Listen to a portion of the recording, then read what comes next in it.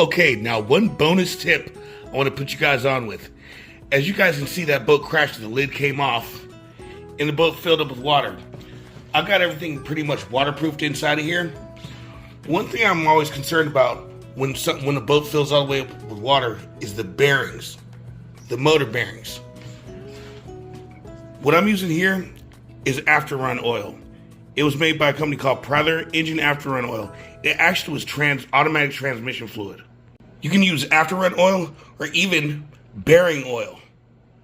But the object is, what you want to do is you want to get some oil on the bearings. I like after-run oil because I can apply it generously. I just put it at the base here. Right here at the base. Squirt a bit in. And what I do is, since the motor's at an angle, I tilt the boat upwards like this, and I turn the prop on each side. So I'm working a little bit of the oil into the bearings.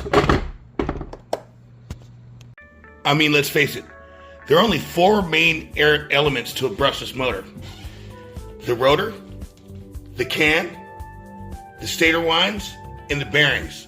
The bearings being one of the most important of those, because everything rides on those. The better you take care of your bearings, the better the life of your motor.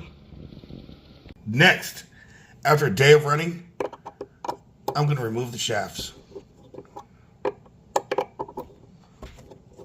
Remove the shafts and wipe them off with a paper towel.